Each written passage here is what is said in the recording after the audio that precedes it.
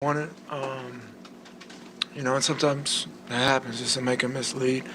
Um, we take those same looks, next game as well. So, we just got to be prepared for those same type of looks that we may be able to get, and we just got to make them. I mean, tonight they didn't fall for us. And I think that kind of led to that drop in our energy a little bit on the defensive end, but. We'll take those. We'll take them all again, and hopefully they're there for us next game, and we'll capitalize. James, with kind of the rotating centers with DeAndre, Paul Reed, Paul Millsap obviously getting some minutes too, just how do you try to build chemistry with those guys on the fly, just sort of, while Joel is out? I think it's a collective. Can you hear me? Hello, I think it's a collective, effort, from those three that'll be getting majority of the minutes of at the center position. Then I think tonight we went with Tobias and George in there as well. So it's gonna be different lineups. It's a position that we're in, and we just got to figure it out. But I think tonight we had some really great shots. They just didn't go in. I think what we can control is turnovers. I think we had 16 turnovers. Which is way too many, and then offensive rebounds. So two things that we've been preaching even from last series. If we can control those things, we'll be better in game two. We give ourselves a chance. James, what specifically could you have done better to help this team win tonight as kind of the leader now with Joel gone? I think I can be a little bit more aggressive. They did a really good job of just boxes and elbows, showing their bodies and crowding the ball when ball screens came. So we'll watch film, find ways to get better. But I think, the shot making is what opens up the floor for our entire team. We make a couple shots, then that floor opens up a little bit more. And how effective was PJ with you tonight? He's very PJ. PJ is PJ. You know what I mean? PJ is PJ. Plays hard, but it's not something that I'm worried about. Tobias, you found a rhythm in the second quarter that ended up being really important for you guys in that first half. What specifically in there worked for you that you're going to hope to build on as you guys move into the next one? Just attacking some of the smaller guards that they have, making them switch, and then getting downhill. So that was working, and just being aggressive in those spots. A lot of those baskets came from stops that we got on the other end. So just letting our defense fuel the offense, pushing the pace.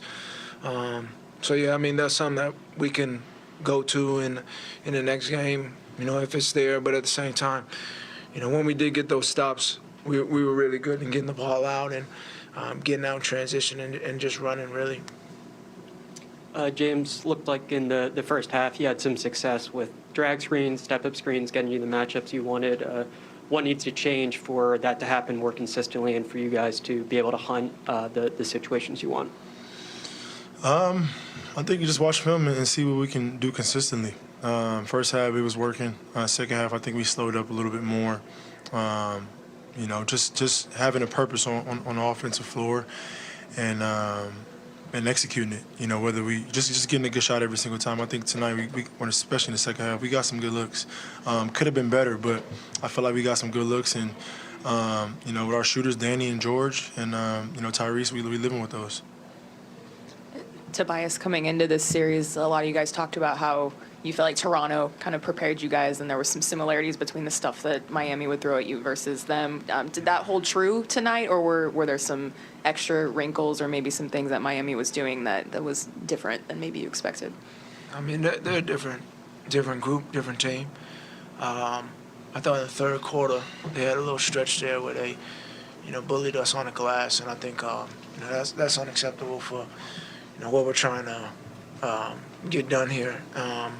We knew Toronto was a physical team, crash the boys, but they're a physical team as well with big bodies. So we got to do a better job on the defensive end of rebounding and really being physical with them as well, because that little stretch there was a big stretch in the momentum shift of the game.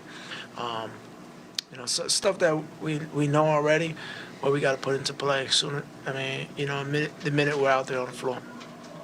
Tobias, you just mentioned that run in the third quarter. Obviously, going into half up one, good way you guys played in the first half. Do you feel like this is one you guys let slip away without Joel to try to get a chance to take control of the series? And if so, how do you kind of bounce back from that on Wednesday? Well, we lost, so yeah. James, we lost the game. schematically, what did Miami do to prevent you from getting to the free throw line as often as you do? Next question.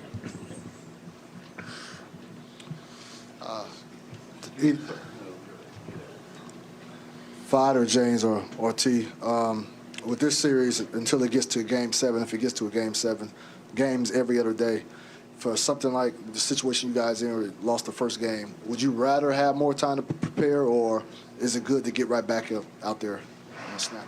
For us, I think it's good to get back out there. You know, every game, it's its own game. Like, whether you lose by a game winner or you lose by 30, 40 points. So, you know, we find things that we can correct and go out there in game 2 and win the game. You know, we let them get off to a good start. You know, we called back. We took the lead going into halftime. We got to have a better third quarter, and it's that simple. And I think as this series goes on, as game by game and quarter by quarter, to break it down, we'll get better, and we'll settle into the series, and we'll be great. No matter, obviously we're missing Joe, but you know it's out of our control, and we got to go out there and man up and be great. And I know we will do, because we've been resilient, you know, so far. But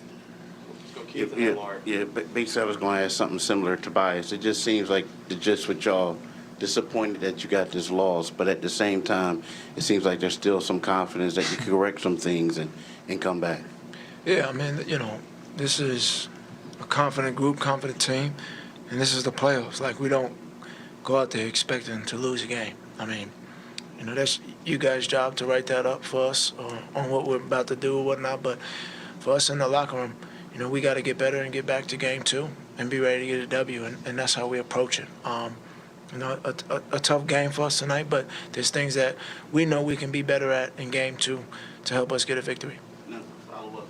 What are some of the things that you saw out there that gives y'all the confidence? I mean, either one can answer it. That gives y'all the confidence to know that you could come back and get this. Shooting 6 for 34 from 3.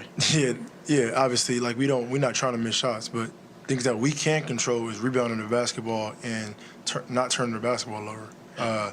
Like, that's things that we can't control, and once we do that next game, we'll have a better chance of winning. But, you know, we let one slip away. All right, ready for game 2.